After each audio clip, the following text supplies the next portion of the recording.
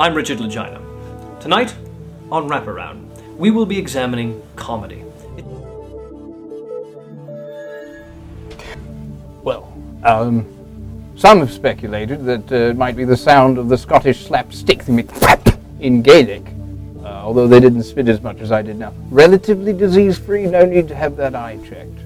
I'd have people believe that it came from the clan McFwap, who in ancient times would have a celebratory dance.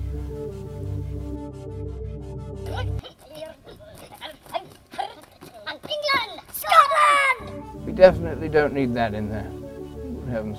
And before the McFwaps would kill everyone, they'd tell a joke. Still others think McFwap was thus named in ancient times because, well, it would one day be easily searchable, say on the internet. Really? Oh yes! Yes, they tried Hot Funny Babes, found it was already taken in 1368. And it was predicted to be taken almost 2 centuries later in 1539 by Nostradamus in his haiku, "The Fane to Come." That's how he said it. A hot mirth, mama, makes the laughter seem to come. Before I did, too.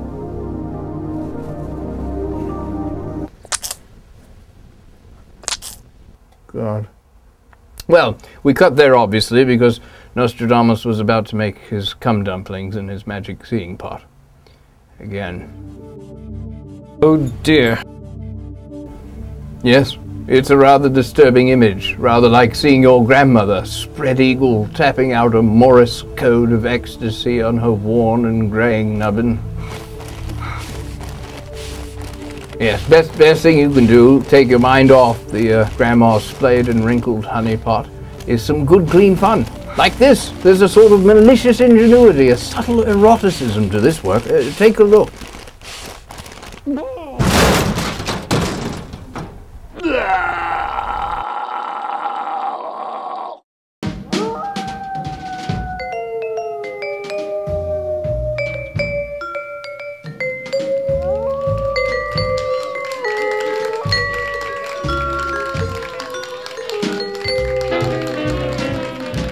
Hello, good evening, and welcome to Late Night Chat.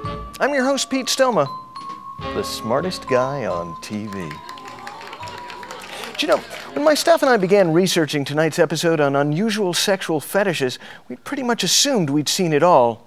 You may remember last July's segment on rubber, leather, and howdy-doody memorabilia.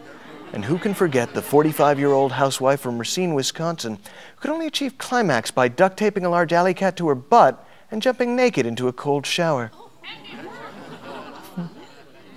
Well, tonight's guest just goes to show that the Patent Office of Kink shouldn't be closed just yet.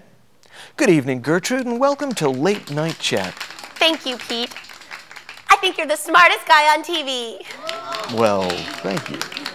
And you're very sexy, too. Okay, why don't you introduce us to your friend?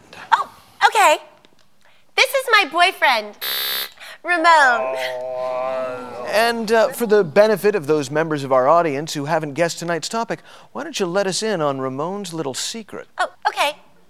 Ramon died about 6 months ago in a horrible traffic accident, and then I brought him back to hellish life through a combination of satanic ritual and high technology. So your fetish is... necrophilia. That's right, folks. Gertrude enjoys sex with the dead. Well, not just any dead. Now, what's the difference? Dead is dead, isn't it? No, Pete, not at all. Really? No, you see, the subject has to have died in some sort of horrible and violent manner, thereby ensuring that the soul will wander the earth, sort of dazed and confused, long enough to perform the sanctum sinistrum. The what? It's an ancient ritual of unspeakable evil. I see. Yes, first you place a naked body on a wooden floor, making sure that none of the nails that hold down the wooden planks contain iron. Now, why no iron? Oh, boy, Pete. Iron makes demons really cranky. I tell you, the minions of hell are tough enough to deal with on an ordinary soul's midnight. But you get them around iron and you're just asking for it. So what then? Then you tattoo the body with the symbols from the Necronomicon. Now, I prefer the New English Standard Version. It's easier to read for content. Then you just place the head to the south, the feet to the north, the arms to the east and the west, and you read the Sanctum Sinistrum from the 3rd book of Hecate. And that's it? Yeah, pretty much. Of course, the reanimated corpse usually spends the first hour or so screaming at the top of its lungs and trying to eat your brains. But after that, things kind of calm down and get down to business, so to speak. You mean sex? No, Pete, not yet.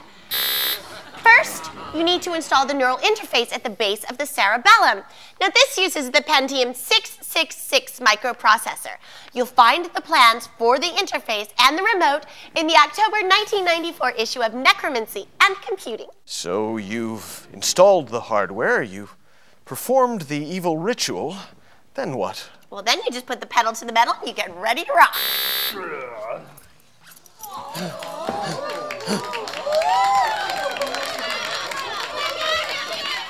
You know, Gertrude, I don't believe we've heard how the two of you met. Oh, we met at a funeral. Really, friend or family? Ramon!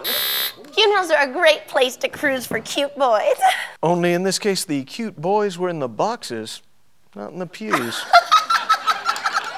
You're so funny, Pete. Isn't he funny, Ramon? Well, that's about all we have time for. I'd like to thank Gertrude and Ramon for sharing their unusual, fascinating, and twisted relationship with all of us here on Late Night Chat. Until next time, I'm your host, Pete Stoma, saying good night.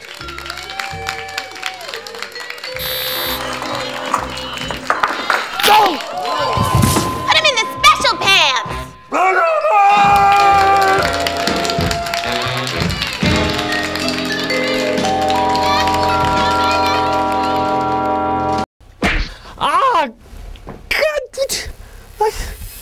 Of course, violence and comedy have been linked for a long time.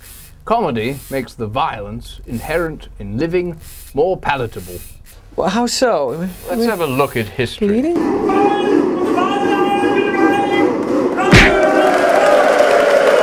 Not that history. Good Lord. Thank goodness.